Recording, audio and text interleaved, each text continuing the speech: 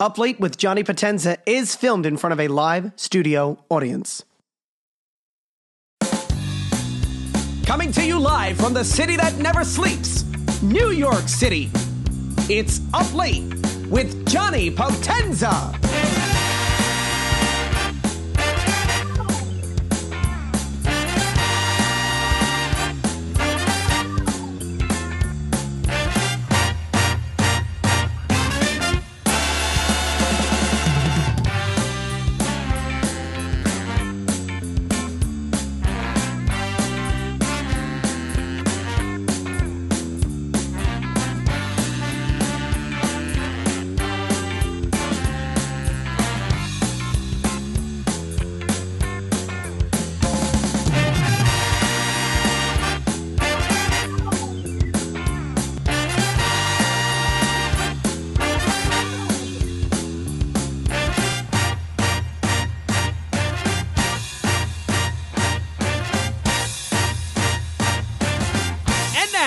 Welcome the host of Up Late, Johnny Potenza.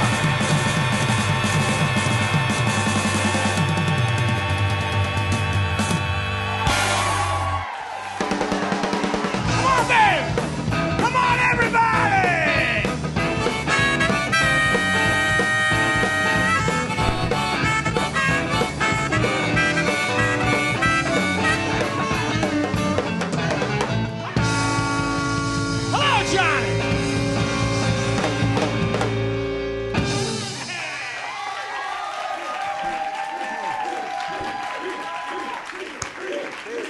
That sounds a lot better than the last time. How's everybody doing? Welcome to the Up Late with Johnny Potenza show. Good audience. What's going on? Yeah. So I got my boys here. Killer Joe, the old late night band. What's up, Joe? Hello, John. My man. Good, my friend. You too. You guys got what'd you make? Been making some money? Got some new clothes or what? Yeah, that's exactly what happened. I'm just teasing. I bought a new shirt too. We were talking about that, actually, backstage in the green room, about your new shirt. So what's going on? You guys been very busy lately. Very busy. We're doing great, working all over, well, the tri-state area anyway. All right, good. Doing good. So we're going to show your stuff in a little while. We're going to talk to the audience, announce the guests, and we're going to do our thing. Well, that's what we're here for. Sounds good. He has to bring more cymbals next time. You need more symbols next time. All right, my man. So how's everybody doing? Good. Well, listen, we got a long show tonight, so we're just going to get right at it. Our first guest up tonight is a 22-year-old comedian. This is his first debut on TV. Let's give him an Up Late welcome for Jason Clarendon. I think I got it. My second guest up tonight, they're right here. America's #1 garage band, Killer Joe and the Boys. And my very special guest up tonight is an old friend and a colleague. He has the #1 talk show in New York City, 77 WABC. We got the one and only Frank Morano in the house. Yeah. So listen, I'm sorry about all the lantern flies that are in the studio right now. We got as many as we can. No, I'm serious. Did anybody get any lantern flies on them? I put extra for you. All right, good. No, Kat, she ate them all. I got you. Now I'm only teasing. There's no, they took the flies out the other day. So, but let's not waste any time. America's #1 garage band, Killer Joe. Hello, everybody. All right. How we doing, Staten Island? How we doing out there today? I said, how we doing? We all right? Here we go, Al. 1, 2, 1, 2, 3.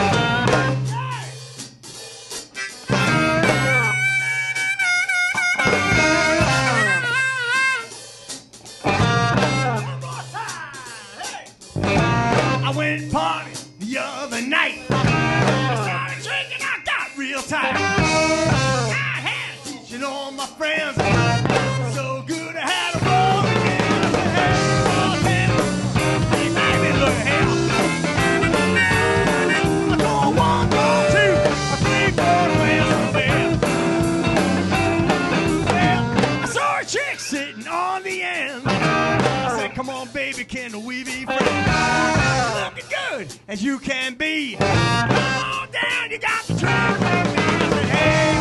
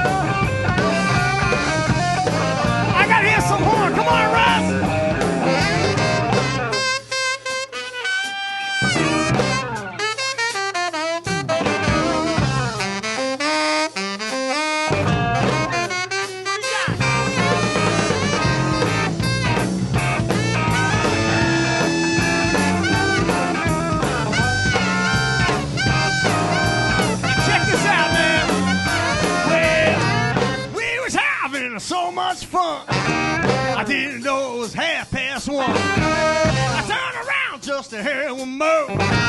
Got the clock and it was 4:30. I said, hey, bartender, yeah, let me help. 1, 2, 3, 4, glass of ale. Well, you know the jukebox rock everything. All the cats speak and swing 'em. I heard everybody help me out, man. I said, let's call for alcohol. I said, hey, bartender. I said, hey, bartender. I said, hey, bartender. Here we go out. I'm going 1, 2, 3, 4 glass of ale.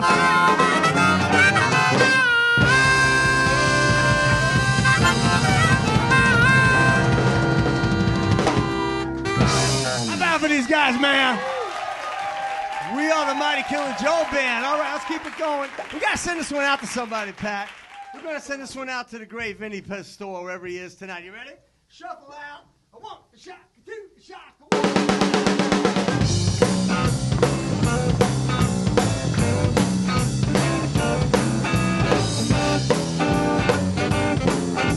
Now you can get your hands together, everybody. Come on, Staten Island.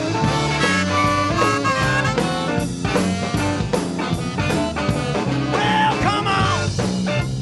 Baby, don't you want to go? Come on. Baby, don't you want to go? And the same old place, sweet home Chicago. Howdy, hey. Baby, don't you want to go? Howdy, hey. Baby, don't you want to go? And the same old place, sweet home Chicago. Now watch this, everybody. 1 and 1 is 2. 2 and 2 is 4. I said, no, baby, said to get out the door. Howdy, hey. Baby, don't you want to go? And the same old place, sweet home. I got the first one.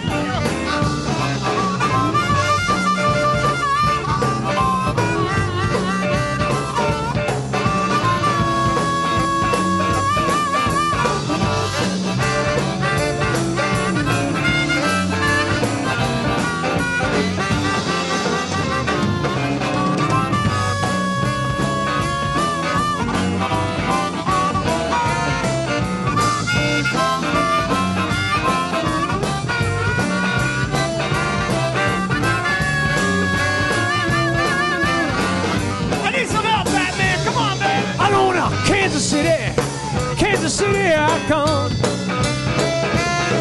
I don't know. Kansas City, Kansas City, here I come. We go, baby. They got some crazy little women there. I want to get me some. Well, I might take a train. I might take a plane. I gotta walk, you know I'm coming just the same. I'm going to Kansas City, Kansas City, here I come. Sound good, man. They got some crazy little women there. I want to get me some. Come on,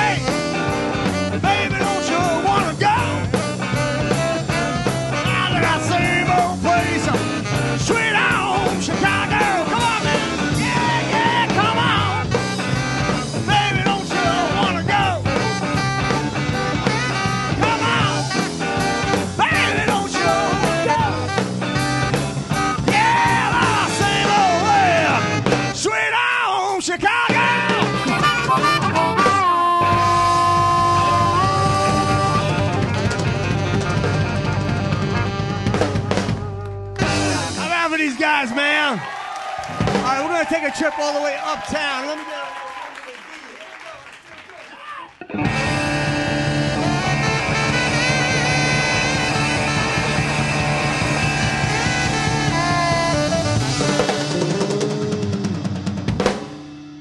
ready out. Hey, I feel good. Just knew that I would now. Wow, I feel good. Yeah, I knew that I would. So good, so good. I got you. I feel nice. Sugar and spice now. Yeah, I feel good. Man, I knew that I would. So good, so good. I got you. Rich, come on, baby. Yeah, yeah, yeah. When you're home, I know you can't do me no wrong.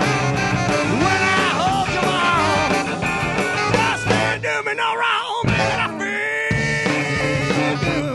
I feel good. Hey, I feel good. I knew that I would. Hey, so good. So good. I got you. Take me to the bridge. I gotta get Big Brother Lou in there. Come on, Louie.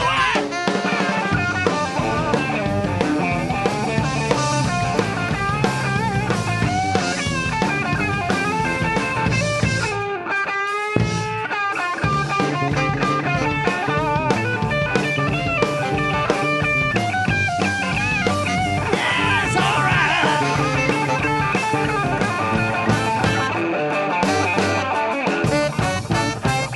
Bridge.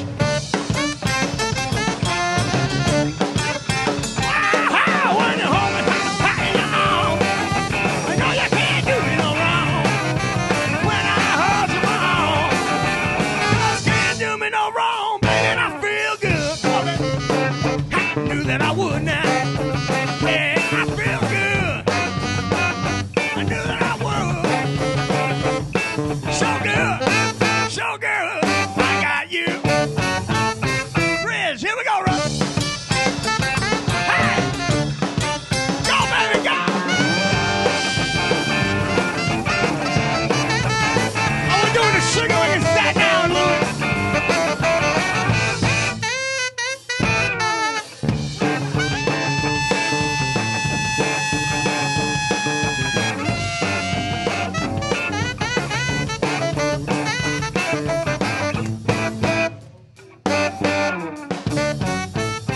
Riz, hey. Yeah, when you're home and hanging on, I know you can't do it no wrong. When I hold you on, just can't do me no wrong, man. I feel good. I knew that I would now. Yeah, I feel good. Yeah, I knew that I would. So good, so good. I got you. So good, so good. I got you. So good, so good, so good, so good, so good, so good, so good, so good, so good, so good, so good, so good, baby. I got you. How we doing out there? I said, how we doing outside? And this is how we do it all over the world. Hey!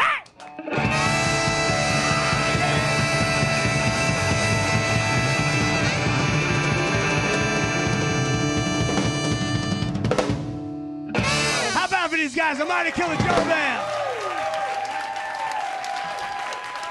Thank you. All right, show you love. We got Johnny P sitting in with us, man. Come on.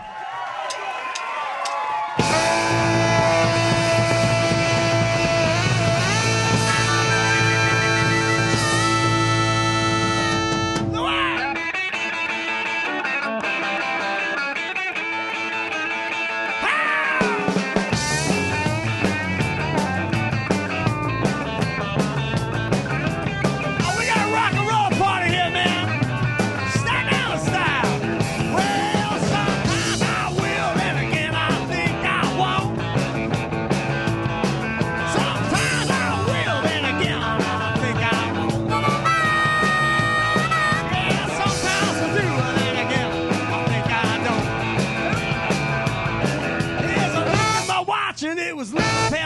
said, come on, everybody, let's have reeling and a rockin'. I was reeling and a rockin', rolling to the break of dawn. As I looked at my watch and it was 2:45, I was cruising in my Chevy on a 4-day drive, and I reeling and a rockin'. Baby, I was reeling and a rockin', rolling to the break of dawn. As I looked at my watch and it was a little past 3, I said, I like a rockin' and a rockin' with me. Reeling and a rockin'. Well, I was reeling and a rockin', rolling to the break of dawn. As I looked at the watch and it was way past 4, I said, we was rocking out till 9 or 10 in the morning. We reeling and a rockin'. Baby, baby, baby, I was reeling and a rockin', rolling to the break of. Come on, Ross!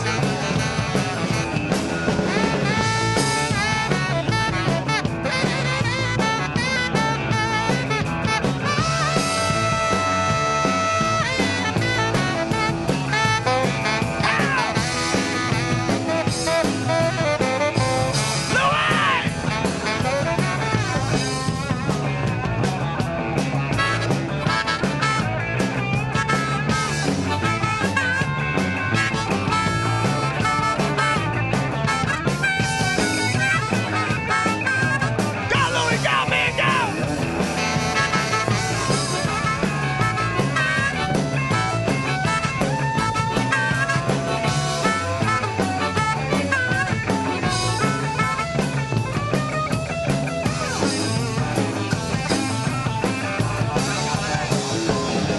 As I looked at my watch and it was way past 8, I said, man, this a man sure.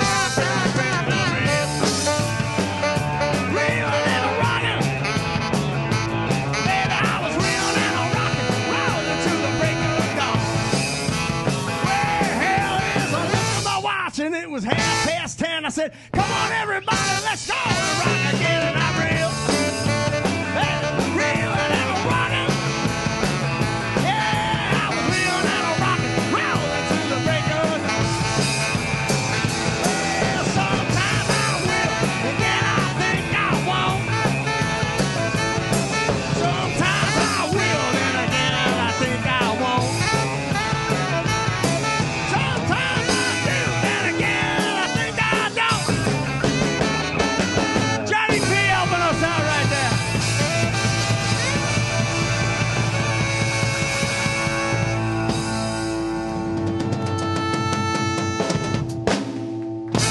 How about for these guys, everybody?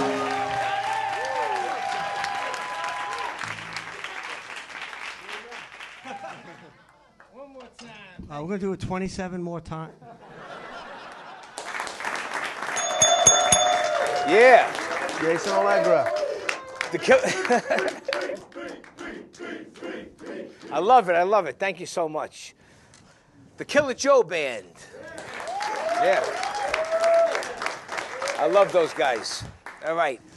My special guest up tonight usually goes on last, but we're bringing him up first because we have a lot to talk about. He's the host of his own #1 rated show in New York on 77 WABC. He started out here years ago, and he's going to tell you all about it. We got the one and only Frank Morano. Thank you. It's great to see you, Johnny. Thanks for having me. my It's great brother. to be back.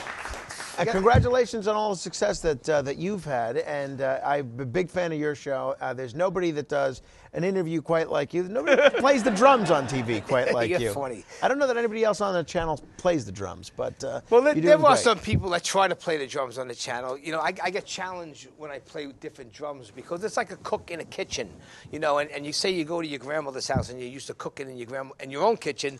Then you got to try to find a spoon and a good pot, but you got to use what you have. So when I go play, That was the problem. You were playing with spoons. I just play with spoons, so I use what I have. So Frankie, what's going on? Congratulations, kudos to you, #1 Thank talk you. radio Knock on show wood. in New York City. Everybody, Knock on wood. Thank Yeah. you. Thank you. It could all end tomorrow, but for at least for today, No, I see we're still doing great. I see a bright future for you. And you know, we're going to get into some of Frank's stuff. This is going to have to be like a part interview, like part 1, part 2, part 3, because this is so much you could talk with this guy about everything. But he started out here in CTV. And Frank, tell us how you came about and found CTV back in the day. You know, I don't remember what was the initial impetus of it. I was always interested in public access television. I think it's a great way, and still think it's a great way, to get your message out, to kind of get the word out about what you're doing to a broader crowd, and to kind of be a good training ground for making your mistakes and doing everything. I've seen how far you've evolved as a broadcaster in the over 2 decades that I've known you. Yeah. And that same can be said for so many people. And I think I was at least partly inspired by the film Wayne's World, which was a lot of fun and still a great picture. And I was always interested in CTV and public access. I'd watched some of the programming on there, was interested in learning more. And there was a friend of mine who was interested in television production as well, my friend Brian Goldstein. Yeah. And we said, why don't we go to the orientation and see what we can learn and see how things go. And we went and have not looked back since. We had a great experience. My show was called Morano Vision. Yeah. And, we were on here for about 5 or 6 years and had a lot of fun. And, it was fun for me. I'm not sure if it was as much fun for the audience. And you were younger. How old were you? Were you right out of high school? College? No, I was still in high school. I think I started when I was 16 or 17, right around there. Yeah, we're not going to be throwing ages around, but I was in the music business heavy then, and I never even knew I'd be doing this. But I was a little wildcat back then. But Frank, a lot of people that don't know him, he went into the Guinness Book of World Records in 2005 for the longest running live public access show. And how many hours you do? Well, not just public access, longest live TV talk show marathon in any format. Okay. We did 33. Thank you. How many hours? 33 straight hours. And it was in the Guinness Book of World Records. Right. 2005, March 19th, March 20th, 2005. It was a couple of hairy moments. I remember I was interviewing Kreskin. You know the amazing Kreskin, right? And so he's doing one of his bits, and we're about 7 or 8 hours in, and my nose starts gushing blood in the middle of the show. And obviously, couldn't stop because we had just started.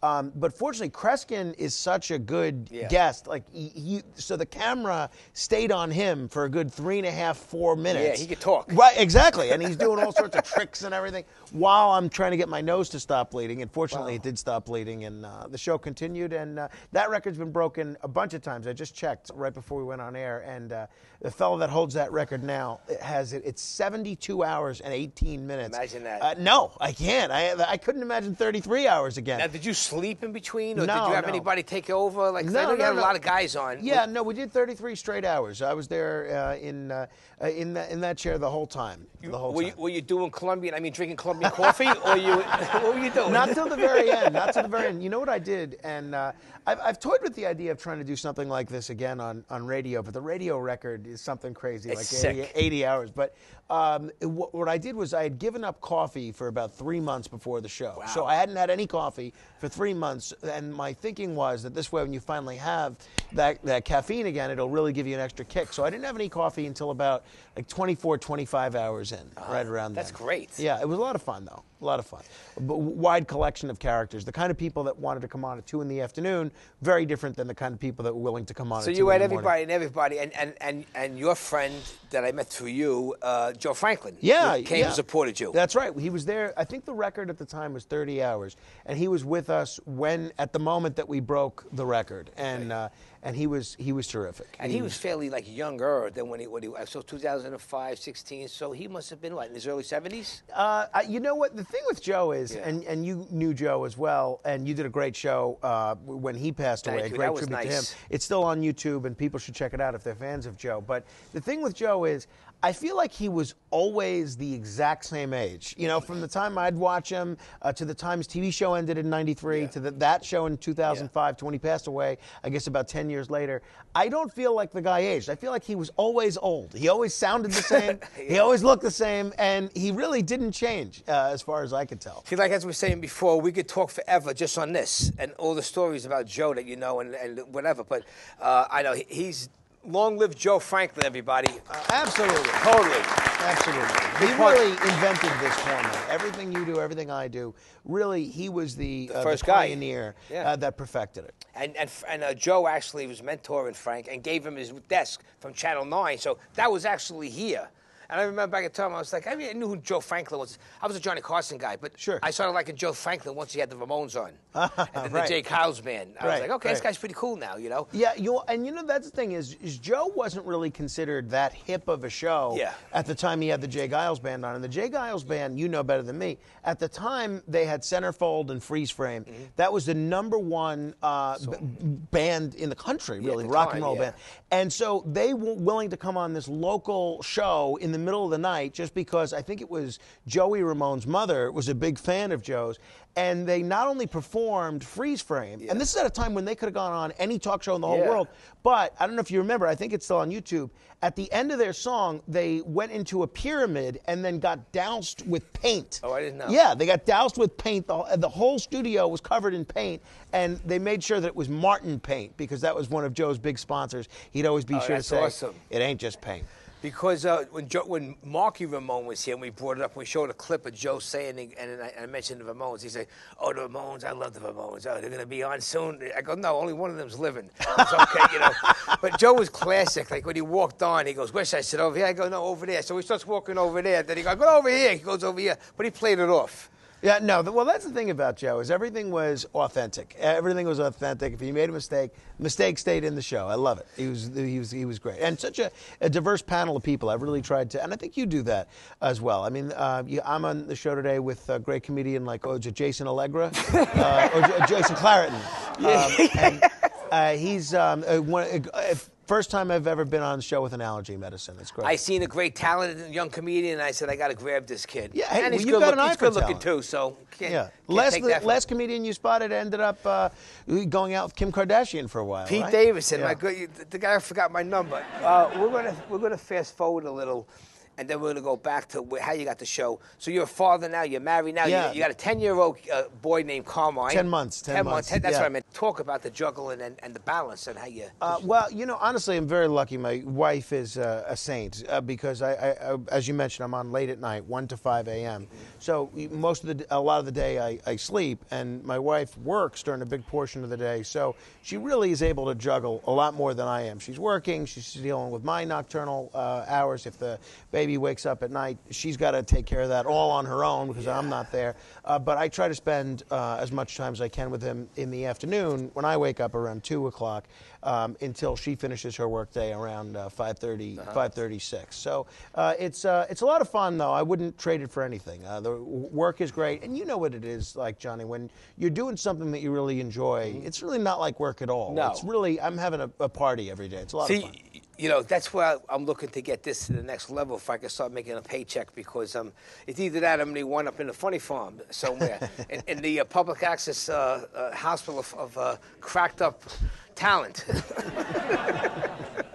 Everyone can come visit me over there. I'll be signing autographs. Well, if you look at a lot of the people Charge that you $5. call themselves media influencers or social media influencers now, a lot of them, I think, could be in a funny farm or something. And apparently these are the biggest stars in the world these days, these folks that do these TikTok videos. A friend of mine, she's one of these TikTok stars, and all she does is she eats food, reviews food, right, and she passes gas in the TikTok. See, that's video. great. That's it. She makes. I saw her the other day. She makes at least $1,000 a week just from these TikTok videos because all these brands want to partner with her. Yeah. Doing a call-in show, Johnny. If there's one thing that can keep you humble, it's having 12 lines of people call simultaneously, I love that. all saying that you have no idea what you're talking about.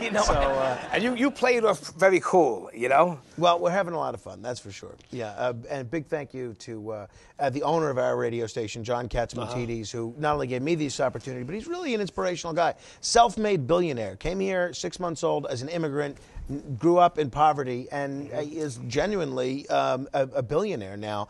Completely self-made. Didn't inherit anything. Did it all himself. I give him a lot of credit. Those for are the that. ones that make it when they Right. don't have nothing. So how many years is the streaming now? 5 years?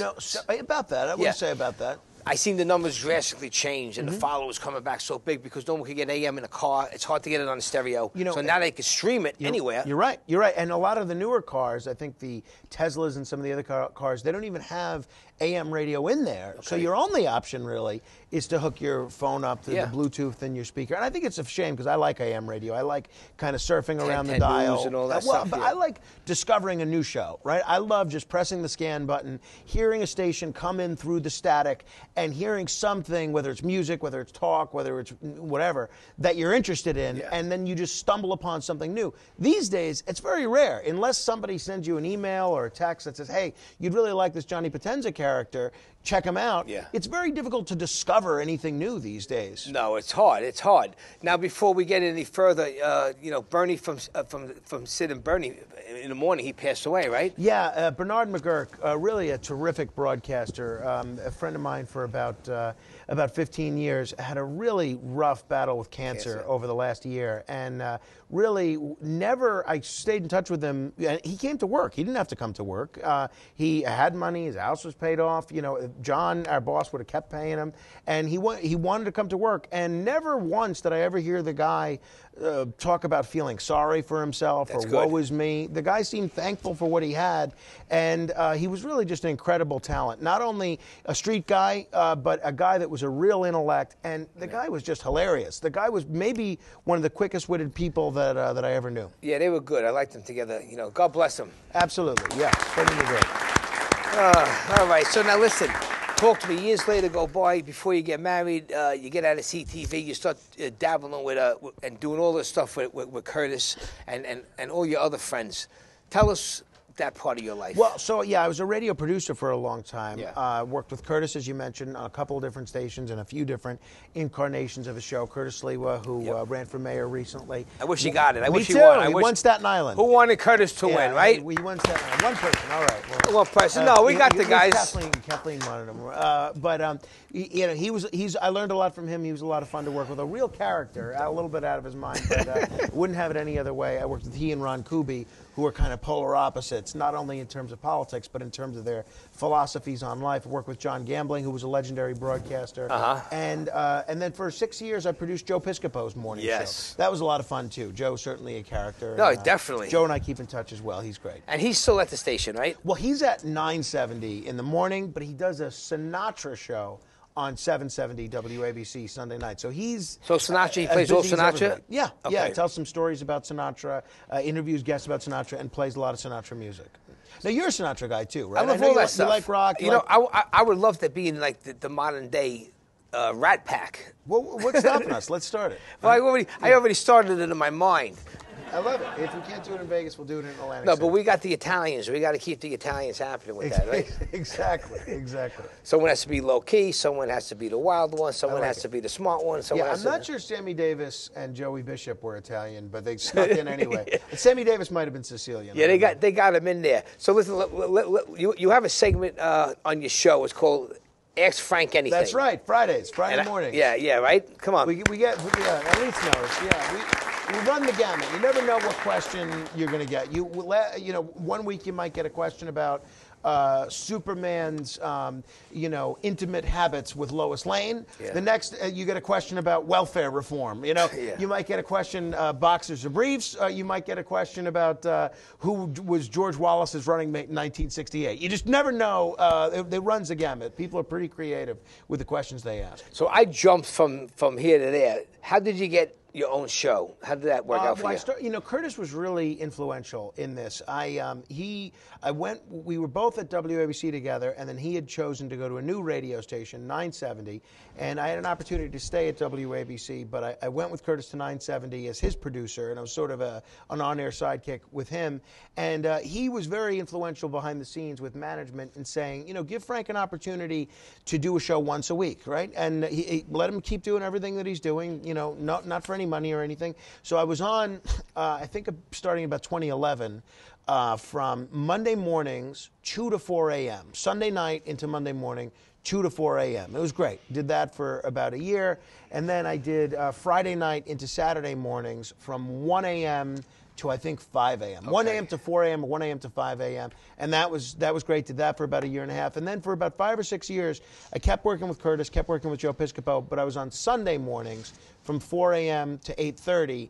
And John Catsimatidis was a big fan of the work that we were doing on Sunday mornings. He would listen. He's a night owl. He's insomniac. He's up early. The guy's always working. Can't imagine how he became a billionaire. And so when he bought WABC, he said, I like this guy Frank. Why don't we try and give him an overnight show? And so far, knock on wood, it's going real well. God bless you. Yeah.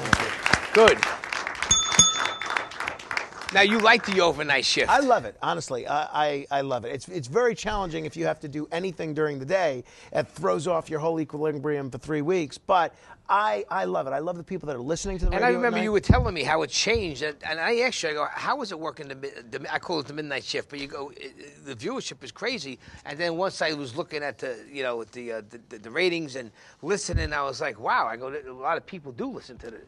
Yeah, a lot of people are up. A lot of people are up. A lot of people are up because they can't sleep. A lot of people are up because they are working. A lot of people are up because they're getting up early. A lot of people are up because they're up late and coming home from going out. And a lot of people are up just because they kind of view you as somebody to keep them company in the middle of the night, right? A lot of people are alone. A lot of people don't have anybody to talk to in the middle of the night, and they turn the radio on as a friend, and I'm happy to be that friend. In the morning, I turn you on when I'm getting my coffee just to get you going because you can stream it. Well, when you wear that new shirt, you could turn anybody on, Johnny. Oh, thank you, baby. Yeah. But you know what, Frank, and I say it, I'm not even blowing smoke. He's a smart young fella, and I'm actually learning from him because I really, he knows the politics. I get my politics I don't listen to the whole thing because it's long. But I listen to it anywhere from 45 minutes to like an hour and a half, traveling to work in the morning, getting ready, doing that. And so I'm updated from the stuff that's going on now, and I know what I'm talking about when people are in the conversation and saying, yeah, you believe that guy? I don't know. Yeah, he sucks. Whatever. But, well, I was happy to have you on recently. Yeah, that was a guest on Frank's show. That was awesome. Yeah, that was a lot of fun. We'll have to do that again. I was very impressed how you did it, and it's so much different than this. Because there's a lot going on here. But you're also, you got 4 hours of stuff. So you're multitasking. Frank has everything, the computer here, the thing, that, boom. He's running off commercials, saying this, he got this, that. I'm looking at, I'm like sweating just watching him. But he was on point, and I was impressed. He came on, he made me laugh. As soon as he announced my name, I just started laughing. I love it, Frankie. This is great. Joe Franklin, just going back to him, he had no qualms about messing up people's names, even friends of his. I have, I have many books that he signed to me over the years, and I'd say maybe I have 5 books signed by him. At least 3 of them, he has my name spelled wrong. I mean, sometimes it's Frank Romano, sometimes it's Frank Marano, sometimes it's Frank Marino, sometimes it's Frank Moreno. So Joe would mess people's names up all the time. One time, another friend of mine was on his show about a book that he wrote. Joe holds the book up to the camera upside down, right? Yeah. But, Joe that was his thing. He just did it. Before we go, when he and then we'll wrap it up with one other question. When I took a picture, I gave him an 8x10 of both of us, and I go, Joe, I'm going to sign it. So I was hoping to get it put on a wall in the office. I go, I want you to sign it. He goes, okay. I go, let me sign it. He had fried chicken. I told you the story. He's eating it. I go, no, Joe, wait till you're done eating. No, that's okay. It's okay. He gets his shirt. He wipes on his shirt. He goes, got a pen? And he touches the thing. And I'm very anal when it comes to signing 8x10s. So he signs it, and I get it, and his fingerprints are on the 8x10.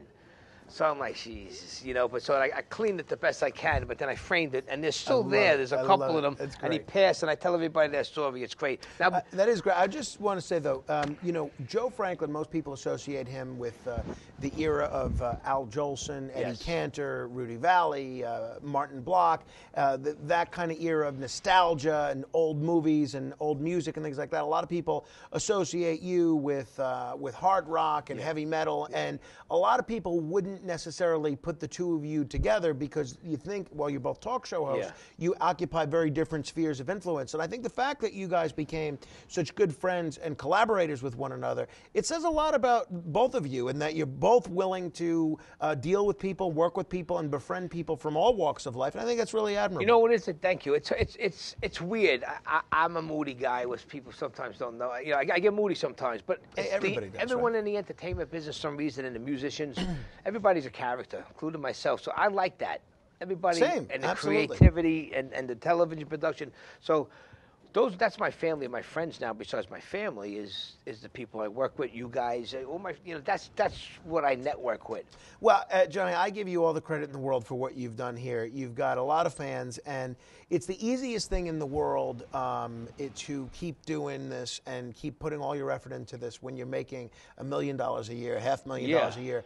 It's such a tougher thing when it's mostly a labor of love. And you've done this for decades, toiling in the coal mines. I don't think you're getting rich by doing it. No.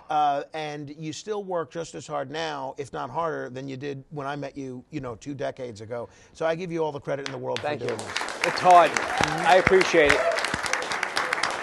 It's a hard thing. It's very stressful, as you said. And it's at the point now where I need to, crap will get off the pot, and I need to get to a next platform somehow, if that's in my cards. And people see your abilities as an interviewer, as a talk show host, see your abilities as a musician.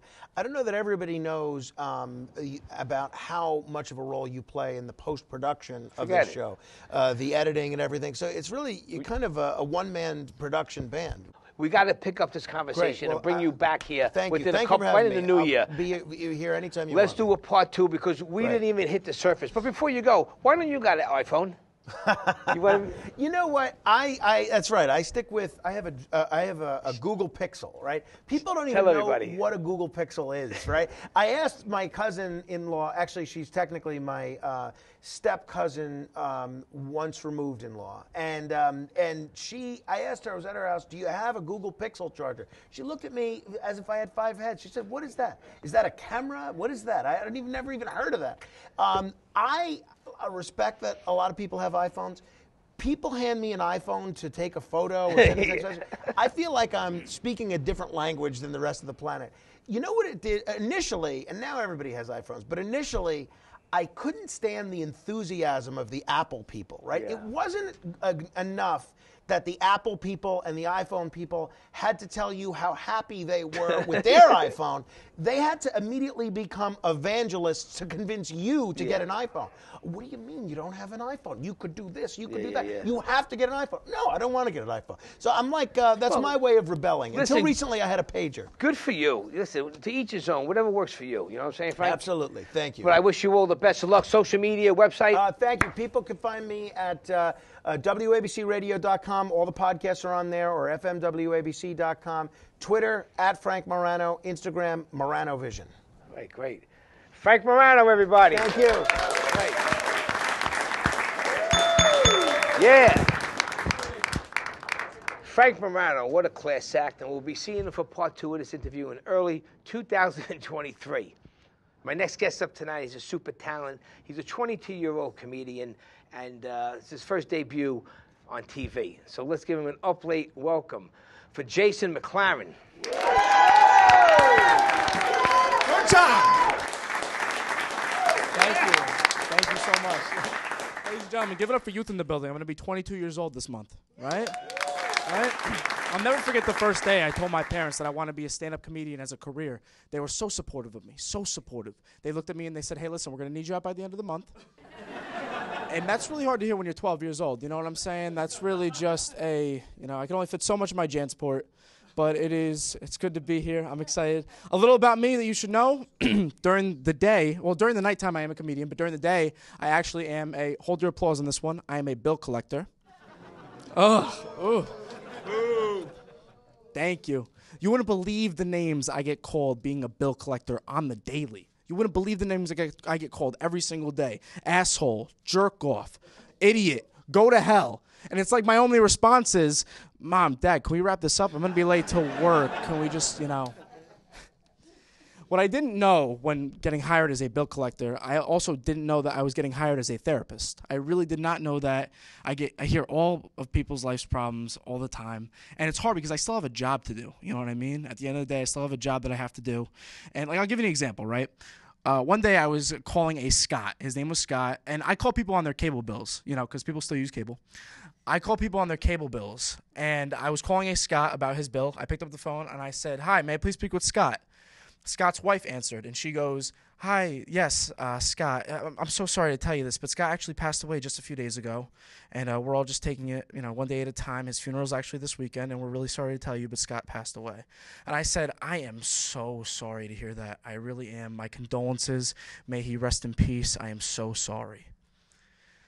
In the days leading up to Scott's passing, did he mention the Spectrum bill at all? Was that something that he was trying to... That's something we really want to get taken care of, Another one, I was trying to call on Marie. Swear to God, I was trying to call on Marie.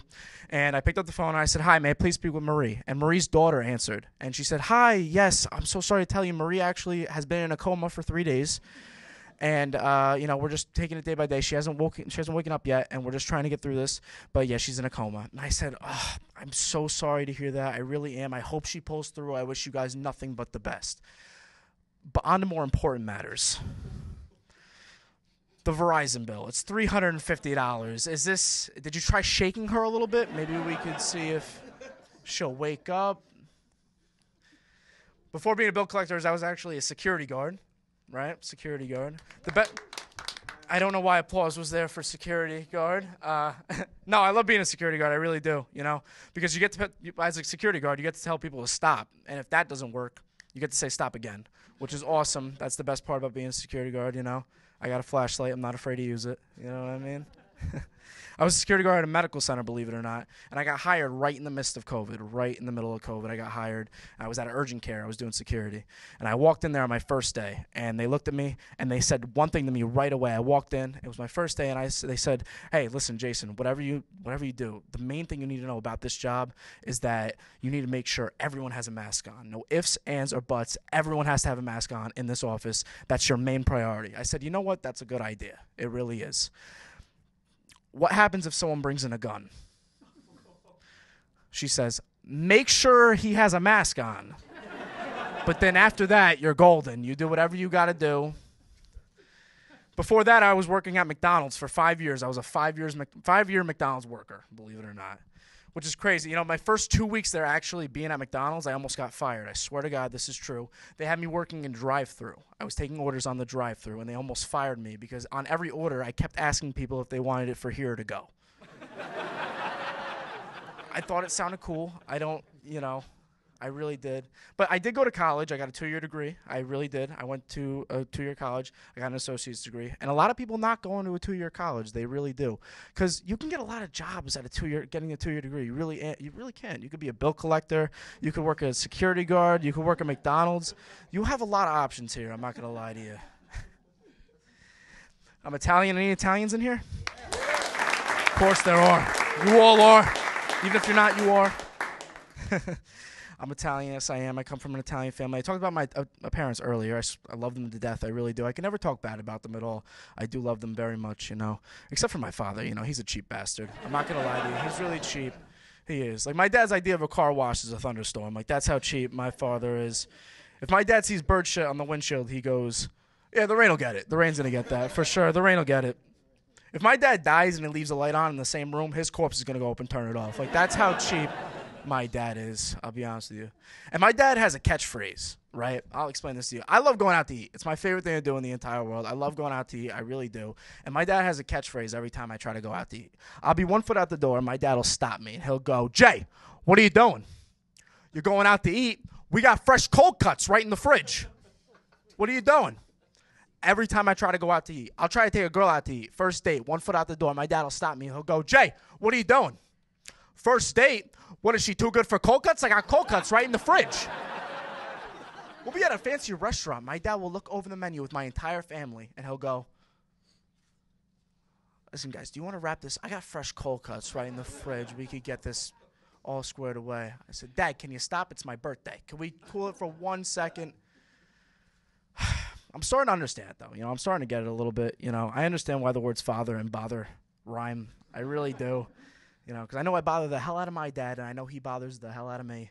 It's the truth. Like, my dad's the type of dad that if I wake up at 6 in the morning, I go downstairs and I make him breakfast. He'll wake up at 6:05, come downstairs, and I'll say, "Hey, Dad, I made you breakfast." He'll say, "No, thanks, I already ate." But that's my dad in a nutshell. And I saw my dad livid, like angry for the first time the other day. I swear to God, I walk in the door and he says, like, I get home from work at around 5 o'clock, and he says the 3 magic words that every son wants to hear. He says, "Don't fucking start." Those are the 3 words that every kid wants to hear. And I said, "Oh, yeah, what's wrong, Dad? What's going on?" And he says, "Jay, your mother has one job in this house, and it's to tell me what she wants to eat." Because my dad's the cook in the family. She says, he tells me, he says, she only has one job. It's to tell me what she wants to eat. Like, I'm getting tired of this. I just need to know what I need to cook for dinner so she'll be happy. I mean, Jesus Christ, what woman doesn't know what she wants to eat? Come on, Dad, use your head a little bit. Come on, think about that one for a second. And then he goes, all right, you want to be a smart ass now? You want to be a wise ass? Here. How about this? You're going to tell me what we're eating tonight for dinner. And you need to know what I want to eat, you need to know what your mother wants to eat, and you need to know what you want to eat. Go ahead. Tell me. I'm all ears. I said, hey, listen, Dad, we got fresh cold cuts right in the fridge. I don't know what That's all for me tonight. Thank you guys so much. I appreciate it. Thank you. All right, comedian Jason McLauren, he's right here. What's up, buddy? What's up, bud? What's going on, kid? Happy to be here. Love it. Thank you so much for coming on. That's great. Thank you so much for having me. Nah, man, listen, you're a good kid. Thank you. I see you doing You're a good kid, too. I am. I'm a kid. Yeah. So what's going on, man? 22 years old. Yep. And you've been hitting the pavement ever since. At what age did you start? I started doing stand-up when I was 17, but professionally about a year and a half. Yeah, a year and a half, yeah. So what gave you the bug and who got you into it? So I always wanted to be a comedian ever since I was a little kid, always. Yeah. And then I did stand-up for my senior class back in 2017, 2018. And, I wanted to do it, and then I kind of fell off a little bit, and then around 2019, a buddy of my parents is a stand-up comedian. His name's Richie Mazzaferro. He put me on my first open mic, and I started doing open mics ever since. And then I was ready to hit the ground rolling as far as doing stand-up for real and making a name for myself. And then COVID hit, which was just awful. Yeah. And it all hit us pretty hard, and it was awful. But then once things started to kick back up. See, I'm from the Hudson Valley, and so in that area, there's not a lot of comedy clubs to just get my start in. So what I wanted to do is I wanted to produce my own shows. That way I'd get stage time, and I'd also get to work with other comedians because I get to bring them down from the city and all over. And so I started cold calling bars and restaurants just to get shows together, pitch comedy. Did they ask you how old you were when you were calling? That was none of their business, you know what I'm saying? Yeah. No, I'm just kidding. No, you're right. No, they did. But it was more about, I wanted to make it a experience for not just us, but for them too, where they can bring more people into their restaurants and bars and, set a comedy night where people can have a good time and enjoy their food and drinks. And 100%. I loved it. As you say that's what got me into public access in the beginning. Yeah. Because I wanted to learn editing, but I wanted to air my band. Not even have a show. I just wanted to put my band on the air. So that's a smart move. And that's all I wanted to do. And I wanted to make a name for myself outside of the city so I can move my way into the inside of the city with a little bit more of experience and not reputation. I mean, I don't care much about reputation as much as I do experience and just making myself a better comedian.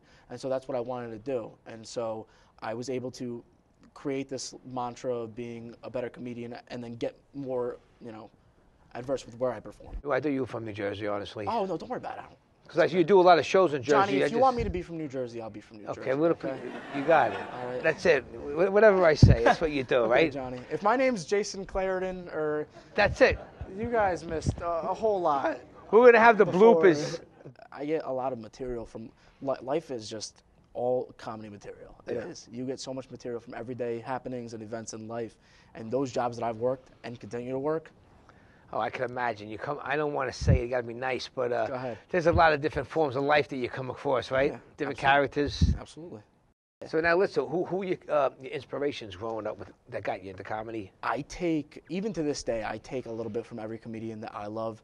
Like, as far as, different aspects of those comedians, my sarcasm definitely comes from David Spade. I always grew up loving David Spade. The younger generation guys, yeah. Of course. And then I had, some of my dark humor, like Anthony Jeselnik, and then my whole demeanor, I think how I present myself is Sebastian Maniscalco. I get that. No, he's great. Too. He's awesome. Yeah. He's great, yeah. I would love to get him on the show, but he's kind of untouchable. Yeah. You got to get to that next level. Yeah. Now you're producing your own shows. You're saying what's your production company called? No, I don't have a production company. I do it all by myself, and I do it with like I said, I work with Larry a lot. I work with all these comedians, and what I mean by producing is I put shows together, and when I do. I do both. So I produce shows in my neck of the woods, the Hudson Valley. That's where I live. Hudson Valley. Because, there's not, like I said, not a lot of comedy clubs nearby, and so I want to bring comedy from the city to the Hudson Valley, as well as make a name for myself in order to venture into the city and, build myself, too. And so that's what I wanted to do. And there used to be a couple of really good ones. You were young, really young. I'm not anymore. It was called, but it was a while ago. Everybody remember Grandpa's? You know what that is? Do you remember? Yeah, I got a couple of them. So, I got them. Grandpa's was the movie from the TV show The Monsters years ago. Okay. Al Lewis was right. Grandpa, but he opened up his own comedy club. Okay. But there was one in Staten Island, and there was one in the city, but they were great. And they were small, but they had all top-line people in it. Dice Clay played there. Everybody played there. Ray Romano. Yep. Of course. So now what's your plans for the future? What do you see yourself in 5 years from now? Hopefully Jason McLauren is a household name. That's it. Don't forget me like some people do. I'm coming back. Good. You got to be back. For free. I'm coming back for free. You got that? You got that. I'm coming back for free. One day there's going to be some talent that comes on this show that makes it big, and they're going to give me a call one day, and they're going to say, listen, P, pack your bags. I'm bringing you with me, Johnny. All right. I am. I got this on tape. Yeah, I'm bringing him with me. Tell him. Lisa, get the pen ready. Make them sign it. So now listen, it's your time. So where can people find you? Social media, website? Instagram, it's Jason McLauren. McLaren. Not Clarendon. You can't get you on Clarendon, no? No, yeah. And then Facebook, Jason McLauren, like the car, McLaren. I'm not related to them. I'm waiting for someone to pass away. That way I, get the company, but I gotta wait. So, But no, Jason McLauren on Facebook, Instagram, Twitter, all over, TikTok, everything. So. You know what he looks like? He looks like he belonged on like Beverly Hills 90210 back in the day, right? Do I? Good-looking guy. Do I? All right. Well, listen. I didn't watch the show, so I got to have a seat. Best of luck to Thank you, bud. Everybody, let's give Jason a hand. I appreciate it. Yeah.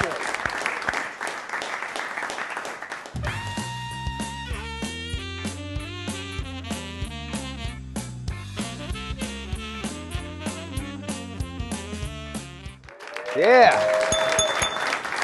The Killer Joe band. We got Killer Joe right here. What's up, Joe? Hello, John. It's like magic. Like magic, just like that. That's the power of television. I love it. What's going on, brother? Everything's great. It's great to be here again. I love you when you be here. You always put me in a good mood when I know Killer's coming. Well, that's always good to hear. We always pick a song, and he always throws a song at me at a left field. And I don't even question him no more. I just learn it because Killer gives you a song, you learn it. You don't question him.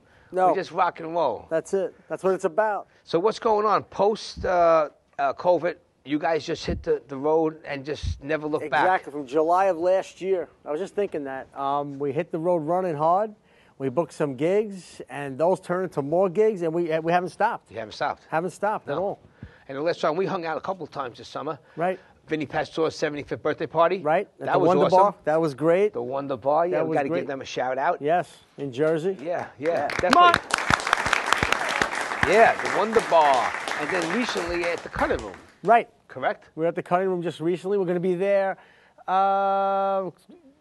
got a big Halloween party there at the Cutting Room. Oh, wow. October 31st. Okay. I'm gonna be out of town. I'm just coming back the next day. But last time, and I wanted you to see, is this summer at Wildwood. Okay. When you first started playing again last year, you was playing in Wildwood. That's like my second home over there. I remember that. And that was a nice place. That was great. We had a good time there. We had to postpone that, and I think we're going to be back there this summer. I rang the bell with the big hammer, and I gave it to Batman's daughter as a gift. I'm surprised you didn't break the bell. Well, that was it. You had to do it 3 times. I kept going. I showed off a little bit. That's great. So I know you guys were recording during the pandemic, and you were doing a bunch of stuff, and you were talking about coming out with a CD, and then we mentioned when you come out with the Best of Killer CD. Anything in the works for the future? Actually, last year we did. We actually, on the fly, we recorded a song at my buddy's garage studio, Big Al, our drummer tonight, Big Al Cannon. We recorded a song for the Yankees called The Bronx Bombers Tonight. I didn't hear that one. No, it's out there. It's on. Check it out on YouTube, The Bronx Bombers Tonight. It's got a great video and a song I wrote, and the guys played on it. We had a great time with it. Cool. And my concept was the Field of Dreams meets the New York Yankees meets rock and roll. And that's how it came out. Can't get any better than that than apple pie, right? No. That's it. That's cool. Now let me ask you a question. We did this before. How many musicians do you have underneath your belt? And I know because you're busy, and most of these guys are studio cats, and that's what they do for a living. Right. Everybody's schedule is crazy. So how does it work for you that makes it work? Well, it's a variety of that. We do have some real New York City studio guys, studio musicians. Yep. And a lot of guys who just play in a bunch of bands, and it's like any team. I got 4 or 5 deep on every instrument. Yeah. So a gig comes along, and we got it covered, and we could do it or we can't. And I got my first call, which is the guys you saw tonight. Yeah. The Killer Joe Band, and those are my favorite guys to play with, and we play all over, and it goes from there. And Big Lou's been with you forever. Big Lou's has been with me for about 68 years. Oh wow. He's awesome. Pat the Batman Ruhlman and Big Al Cannon, all those guys. So I wrote everybody's nickname down on the guest list, and like before the new people took over here, we got a great new executive director, Jennifer San Martino, but back the old one, they never wanted us to put anybody's nicknames. Like everyone had a nickname. Oh, don't put their nickname. Don't put what they do. But people like to see that. Right. And it's kind of hilarious when like people are saying like, who the hell is this guy? Killer Joe. I can't tell you how many times we work with people with nicknames. We don't even know their real name. No, they don't know their real name. But now they don't care. So I just write everybody down. You know what I mean? So now, what's going on with the acting? You back in acting classes? Yes, back in acting class. Actually, me and our bass player Pat the Batman Ruhlman, just did On the Waterfront recently. Oh, get out of here! And we did a scene. I could have been a Contender scene. Okay. And that was great. And then we were playing in City Island with Vinny Pastore, who's also our instructor. Oh, boy. And right on the fly, right there in front of everybody, he made us do the scene. No way. And we did it. It's all over YouTube. It's on the stage? internet. No, right there playing. Okay, yeah. that's what I mean. Yeah, right. And we're playing in the park. So we had no, you can't say no to Vinny. No.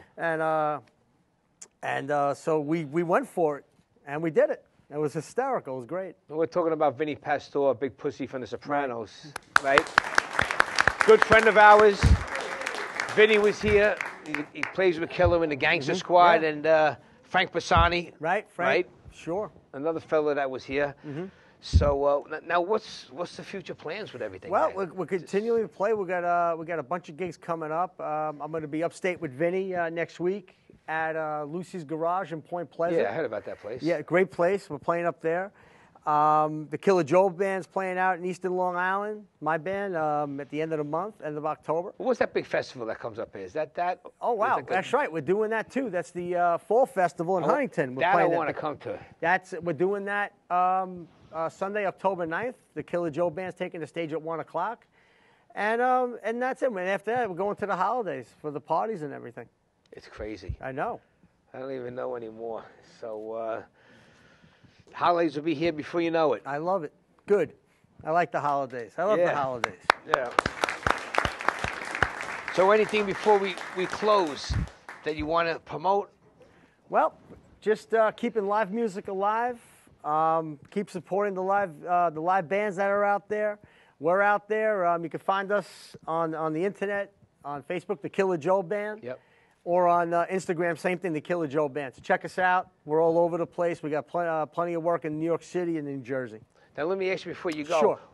When are you going to be getting some more Killer Joe glasses? They're on their way. He has them. Yes, I do. And it says Killer Joe on them. They're the ones he wears. And they say, I hear that you could actually predict the future with them if you wear them.